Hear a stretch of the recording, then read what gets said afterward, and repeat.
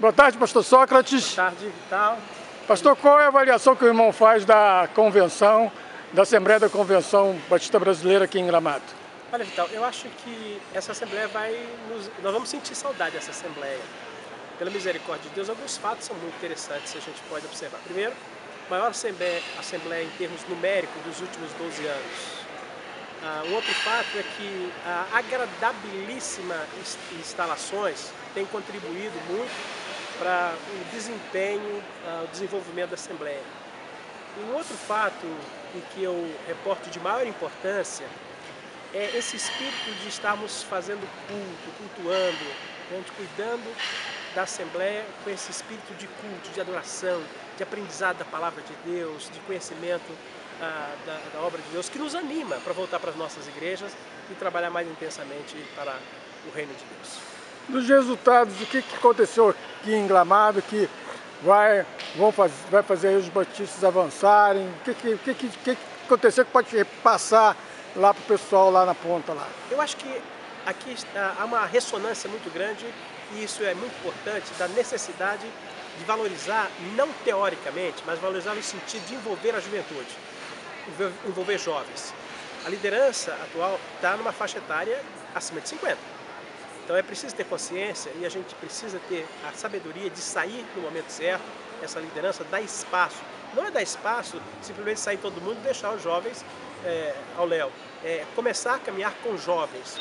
Quando eu estou falando de jovens, eu considero pastores que estão aí com menos de 30 anos, pastores com 35 anos, que estão sendo pastores em suas igrejas, tendo sido frutíferos e que precisam estar envolvidos e conhecer a história dos batistas, conhecer o que nós somos, o que nós representamos para a sociedade brasileira.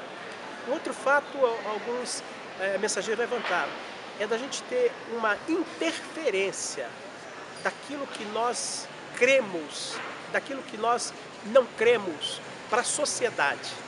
Dizer claramente e fazer valer o que nós cremos em Jesus Cristo, os nossos valores morais e espirituais para a sociedade brasileira. O que os batistas brasileiros podem esperar da Convenção Batista Brasileira?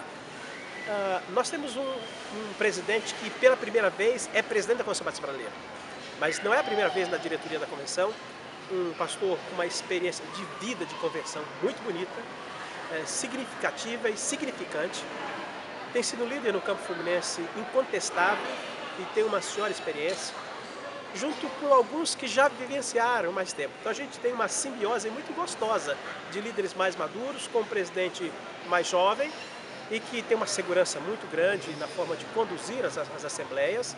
Eu creio que isso vai ser abençoador na forma de conduzir e até para vir novas proposições para a nossa Assembleia. Com relação aí ao lado pedagógico, o lado ali do Seminário do Sul, o lado do Colégio Batista, o irmão tem alguma coisa para contar para a gente? Olha, eu digo o seguinte, que nós estamos num momento muito singular no Seminário do Sul, no Equatorial e no Norte. O Seminário do Sul hoje é o Centro Batista Brasileiro, no Rio de Janeiro.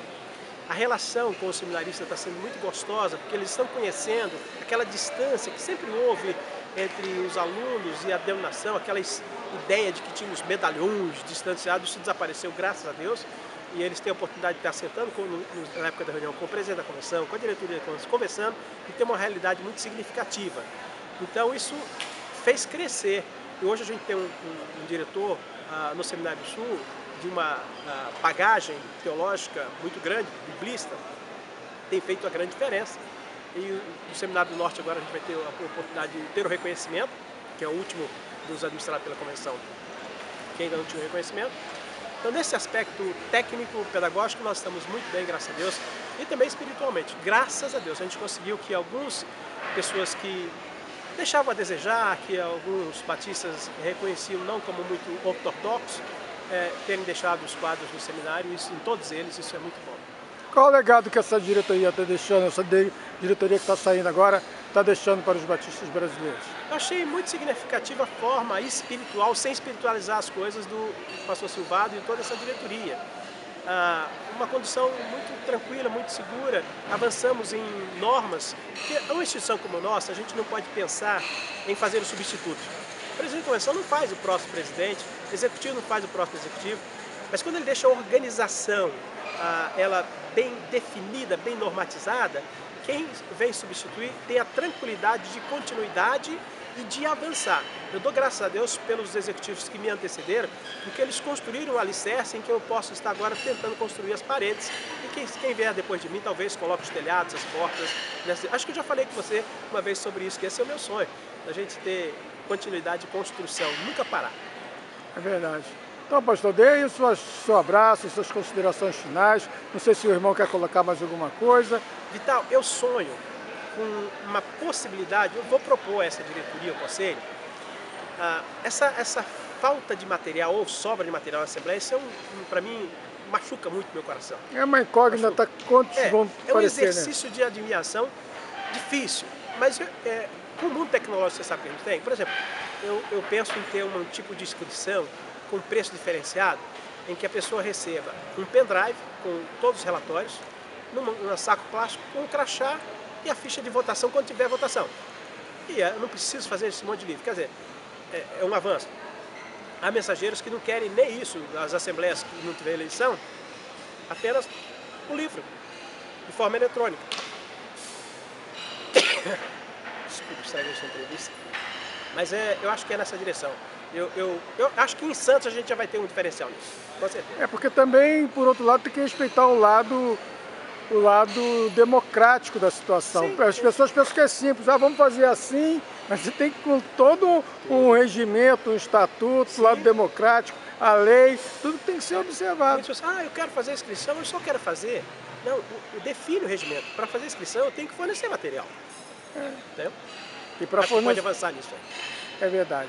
Então, Deus te abençoe no seu processo, da sua luta. Você é um batalhador nessa questão de comunicação. Você está melhorando, viu? Você está gostando da revista? A revista está boa, tranquilo, com gente séria escrevendo. Eu acho que tem que ter crítica. Eu gosto de receber crítica, dizer, olha, você falhou nisso, você falhou naquilo.